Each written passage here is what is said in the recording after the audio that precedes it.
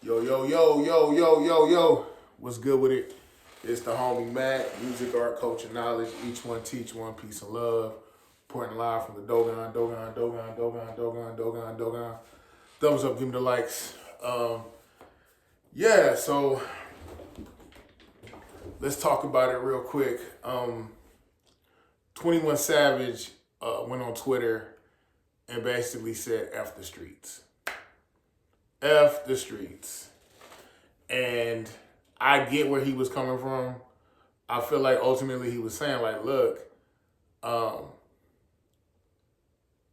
there is no, how do I say it? Like, in the end, when it's all said and done, the streets don't love you. When it's all said and done, you either end up in jail, incarcerated, or dead, or crippled, or just psychologically traumatized. And the streets have broken up families. The streets have destroyed lives. There is no like collective pot. There is no GDP in the streets that sustains the black community. It is what it is. I'll be the first one to tell you, like, just, I've met people, I've lost people that were involved in criminal activity that I was cool with. I've seen, again, families broken asunder, communities destroyed. I feel like the streets are like this. It's illegitimate capitalism. Like, the system doesn't recognize it, and you get incarcerated. And the funny thing about the streets is, I remember guys telling me, "Oh, you work a 9 to 5, you got a job, you're a slave, you're a slave to the system." But my thing is, like, who really wins in the end? In the end, that people don't even go on really long runs on the streets. It's not like how it was like in the 80s or the 70s or even the 60s. Like, this is not a career. Between technology, artificial intelligence, you're gonna get caught. This ain't no, I'm gonna be Scarface, I'm gonna be Rich Porter and hustle, I'm gonna be Big Meech no, it doesn't end well. You're not gonna be Jay-Z. Jay-Z is such an outlier. You're not gonna be T.I. T.I. is such an outlier. But let me get to it. I understood what 21 Savage was saying. 21 Savage was basically saying the streets, F the streets, F the streets, because the streets have destroyed our community. So some people took protest of that, saying, "Oh, we are the streets, I am the streets." So I think some people took it as though he was saying, F the community, F the hood. He wasn't saying that. He was just saying F the technology that a lot of us get caught in. F the system that over polices us. F the system that leads us to criminality, the whole school to prison pipeline. Like, F all that. Like, at the end of the day, the streets don't love you. And unfortunately, some people don't realize that until they're incarcerated, or until a loved one dies, or until they're betrayed by someone that they thought was crew or family. But anyway, Complex Magazine, they interviewed NBA YoungBoy, and they asked him, "Hey, how do you feel about what 21 Savage said about F the streets?" And let me find it. In turn, this is what, first of all, I want to say that the way they framed this, the media framed this was as if this is NBA YoungBoy versus 21 Savage. And it wasn't even like that. Like, the article says, this is Complex Magazine, NBA YoungBoy says he don't give a F about 21 Savage's F the Streets movement. It wasn't even like that. This is what NBA YoungBoy said. "I don't give a F about that." He said bluntly, "I am the streets. I love the streets. I come from the streets. I ain't on any of that pussy ass shit. It's just stop the violence. Same shit I've been on." YoungBoy continued, "I don't know. I think people are kind of confused. And it ain't got nothing really to do with toting a gun, because I ain't telling you not to tote your gun. But you ain't got to have your gun and engage in bullshit. Have your shit because you love it and because you want to protect yourself." The thing about NBA YoungBoy, he kind of speaks with forked tongue. Sometimes I feel like he speaks out of both sides of his mouth, and he's even acknowledged that like he can be kind of confusing. Um, but I basically felt like he was saying like, look, I am the streets. This is my community. He's thinking of the streets in a communal sense. This is where I came from. The streets made me. My life experiences. That's what he means when he says, you know, I am the streets. And he felt. I think he was taking it with 21 Savage to mean, nah, like you're trying to abandon the streets. The streets made us. You know, whereas I think with 21 Savage, his perspective is more far-reaching. Whereas I think NBA YoungBoys is a little bit skewed, short-sighted, you know. But I think it's two different paradigms. And I only say it's short-sighted in the sense of he's not realizing that 21 Savage is not saying F the streets in the sense of F the community, F the people in the streets. He's saying F the violent culture, F the drug dealing, F all that. You know, so it's two different paradigms. I feel like 21 Savage is calling out the criminality in the streets, whereas NBA YoungBoy is saying, look, it's not F the streets because it's us. The streets made us. It's our community. He's making that connection. So I think it's two different paradigms.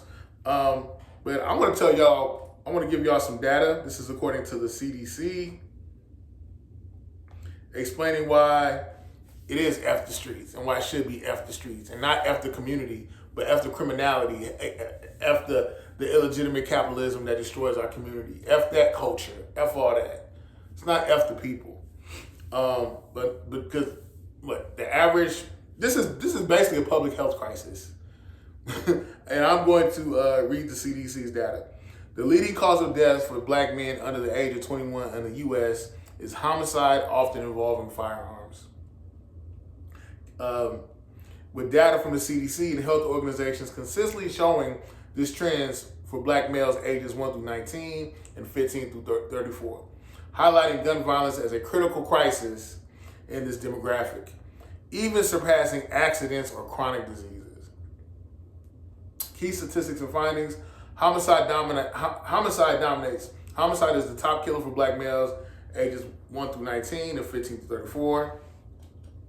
Gun violence is central to this epidemic, with black males experiencing disproportionately high rates of firearm homicides compared to white males. The Center for Disease Control reports significant spikes in gun-related homicides among young black males, particularly around ages 21. Particularly around 2019 to 2020. Let's see. And then I want to talk about this. There's no 401k. There's no 401k for me. I think Paul Wall said there ain't no 401k for a hustler. Ain't no 401k for a street mule. You know, at the end of the day, it leads you nowhere. But you know, you've heard this 1,000 times. I want to go into some numbers. Black men make up 33 to 40% of incarcerated individuals. Black Americans represent 13% of the general U.S. population, but again, comprise roughly 33 to 40% of total incarceration population, incarcerated population. But I want to say this: over policing does play a role in that. Okay, so it's like you're already targeted, and then if you're doing street stuff, you're making it even harder for yourself. You know,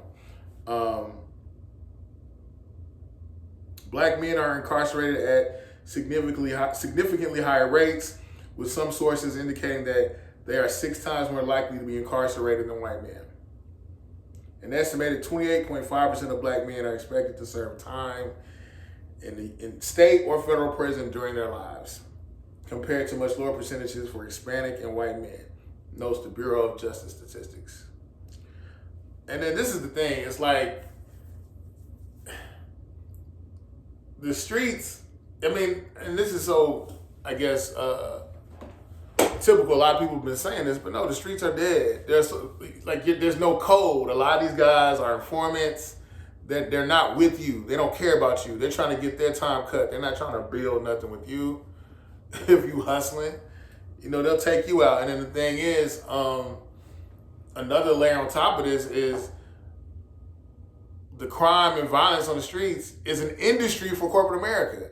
Let's talk about it. The U.S. spends over $80 billion annually on incarceration, with private prisons, meaning just like you could buy a prison and just run it and start it up. Private, not state, not federal, private.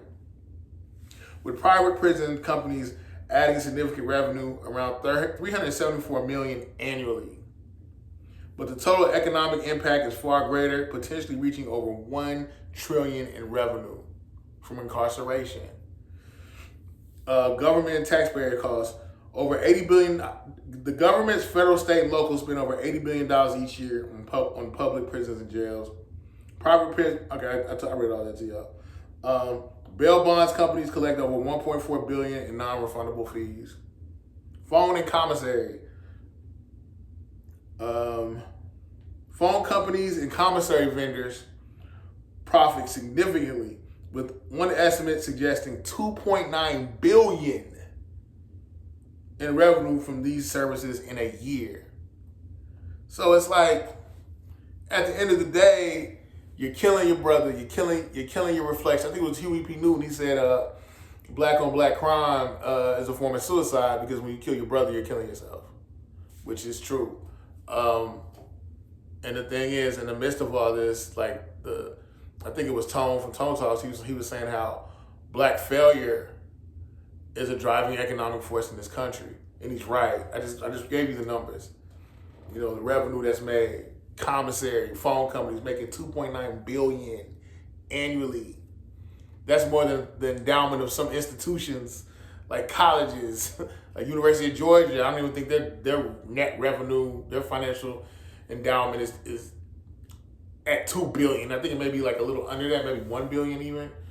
But yeah, so at the end of the day, yeah, F the streets. It's a culture that leads to nowhere. You know, and I guess if anything, like we've heard this before, like we just heard how, you know, we're playing a role in our own destruction, how we've been conditioned, how, you know, we're up against we're up against white supremacy on an institutional level. You know, you're already targeted. You know, you're doing things to destroy yourself, destroy your family, destroy your community. Like, the streets lead you nowhere.